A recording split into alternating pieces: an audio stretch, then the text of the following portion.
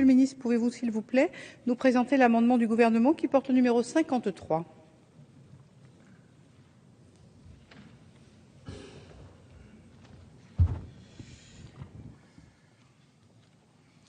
Dans les Outre-mer, nous avons un vrai problème, tous les Outre-mer, et singulièrement en Nouvelle-Calédonie, mais c'est vrai aussi en Polynésie française.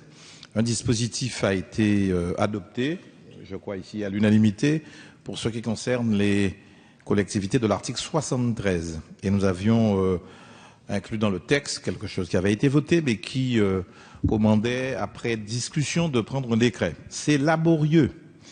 Et les discussions étaient engagées en Nouvelle-Calédonie, disons-le très clairement, sans langue de bois.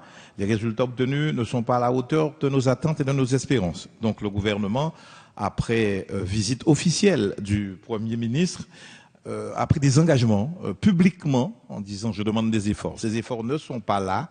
Donc le gouvernement propose un amendement pour faire deux choses. Premièrement, ne pas, si j'ose dire, ignorer la concertation. Un peu dans l'esprit de ce que nous avons fait pour ce que nous appelons le bouclier qualité-prix.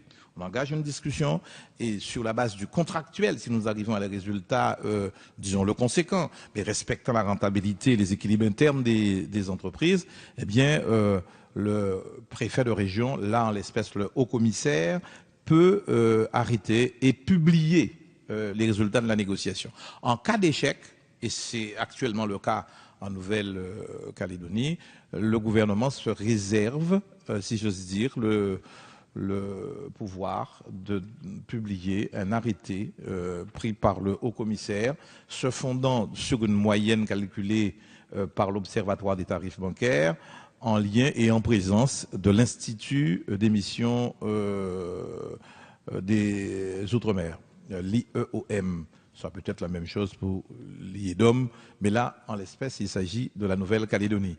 Je présente d'ores et déjà le même amendement pour la Polynésie française. Mutatis mutandis, c'est la même chose, simplement ce qui change, c'est les références au code monétaire. Voilà.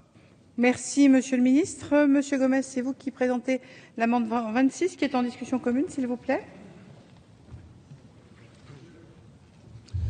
Oui, Madame la Présidente, ainsi que les autres amendements. Vous mettez le 31 et voilà. le 32 avec. Voilà. Je vous remercie. Puisque c'est le même esprit et la même idée qui a guidé à la fois la main des membres de l'UDI et celle du ministre de l'Outre-mer.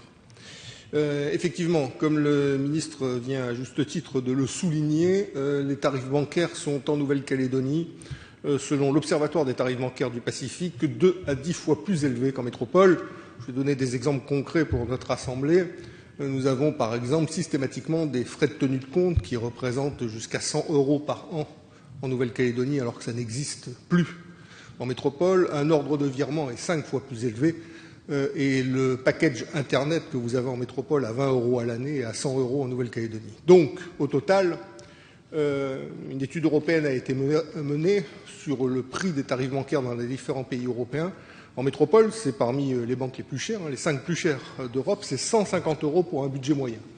En fonction de l'ensemble des opérations qui sont faites sur l'année, en Nouvelle-Calédonie, les mêmes opérations avec le même budget moyen, c'est 600 €. Donc la nécessité d'intervenir avait été identifiée dès la loi Lurel de novembre 2012 de lutte contre la vie chère. Un certain nombre de députés ultramarins avaient déposé des amendements dans les DOM visant à l'alignement des tarifs bancaires des DOM par rapport à la métropole, et dans l'outre-mer visant au plafonnement des 16 tarifs bancaires de base à des niveaux qui soient plus compatibles avec le pouvoir d'achat des Calédoniens et plus compatibles également avec ce que doit coûter un tarif bancaire dans la vie d'un ménage. Hélas, comme l'a rappelé à juste titre le ministre, les négociations qui ont été engagées ont conduit les banques à faire des petits pas tellement petits qu'on a l'impression qu'elles n'ont pas bougé. Donc, en l'espèce, la question, c'est pas de donner 10% de moins sur des tarifs qui coûtent 2 à 10 fois plus cher, c'est que véritablement, on arrive à un alignement de ces tarifs sur les prix pratiqués dans l'Hexagone en ce qui concerne ces 16 tarifs bancaires de base. Donc, les amendements que nous avions déposés allaient dans ce sens-là. Le ministère de l'Outre-mer les a repris sous une autre forme où, effectivement, il y a une période de concertation d'une part, et il y a ensuite, le cas échéant, à défaut de réussite de cette concertation, l'intervention autoritaire du haut-commissaire dans le cadre de la prise d'un arrêté qui fixe un prix global pour l'ensemble des services bancaires. Je crois que c'est une disposition qui va tout à fait dans le bon sens, Elle reprend l'esprit des amendements que nous avons déposés. Donc, à ce titre-là, nous la soutiendrons. Et donc, vous retirez les vôtres, bien sûr. Et donc, nous retirons les 3 amendements que nous avons Merci, déposés. Monsieur Gomes.